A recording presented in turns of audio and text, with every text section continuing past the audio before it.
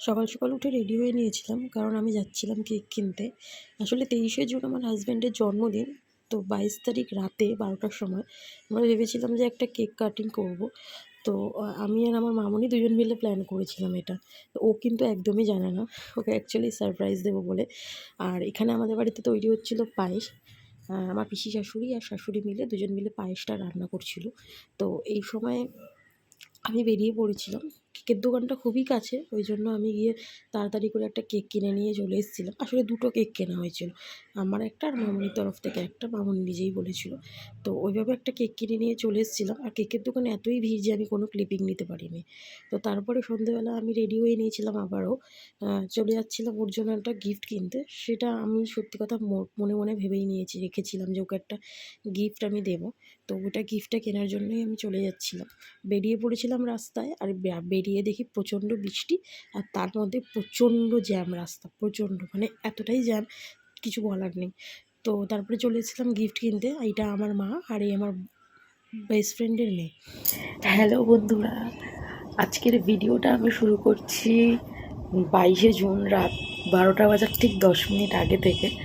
কারণ 23শে জুন মানে কালকে, আগামীকাল আমার হাজব্যান্ডের জন্মদিন। তো সেটার জন্যই আমি একটা ছোট্ট সারপ্রাইজ মানে একটা কেক কাটি, ওটাই আমি একটা অ্যারেঞ্জ করেছিলাম। সেটা আমার হাজব্যান্ড জানে না। তো ও রীতিমতো ডিনার ফিনার করে ঘুমিয়ে পড়েছে। তো আমি কেকটা রেডি করে আর ওর জন্য একটা ছোট্ট গিফট কিনেছি। তো সেটা রেডি করে আমি ওকে একেবারে ডাকবো। তো তোমরা আমার ভিডিওটা স্কিপ করো না, পুরো ভিডিওটা দেখো। আশা করি তোমাদের খুব ভালো লাগবে। আরও ঘুমিয়ে পড়েছিল, তোমাদেরকে তো বললাম। তো আমি ওকে ডাকছিলাম যে ওঠো ওঠো।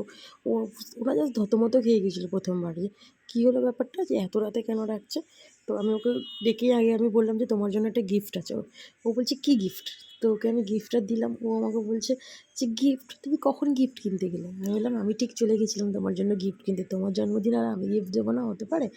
তো জানো তো বন্ধুরা, ওকে না আমি বিয়ের আগে একটা ব্রেসলেট গিফট করেছিলাম।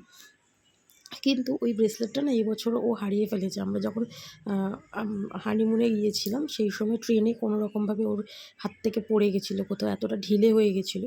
তো তখন আমি ভেবেই রেখেছিলাম যে না, এবছর বিয়ের প্রথম বছর তাহলে আমি ওকে একটা আবার ব্রেসলেটই গিফট করি। তো ওকে আমি এবছর একটা ব্রেসলেট গিফট করেছিলাম এই জন্য।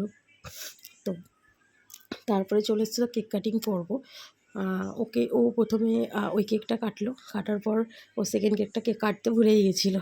তো যাই হোক, তো ওই কেকটা কেটে ও সবাইকে খাইয়ে দিল কেকটা। আর তারপরে বারবার করে খালি ক্যান্ডেলগুলো নেভানোর চেষ্টা করছিল। আমি বললাম যে এটা ম্যাজিক ক্যান্ডেল, এটা কোনো দিনই নিভবে না যতক্ষণ না পুরো আগুনের সলতেটা নিভে যাচ্ছে না। তো যাই হোক, ও কেক কাটলো, কেক খাওয়ালো সবাইকে।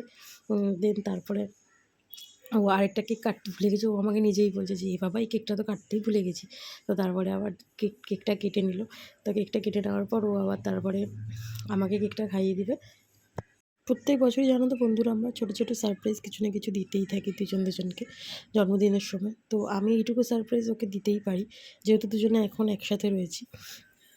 আর ভিডিওটা যদি তোমাদের ভালো লেগে থাকে বন্ধুরা, তোমরা অবশ্যই লাইক, শেয়ার, কমেন্ট করে অবশ্যই আমাদেরকে জানিও।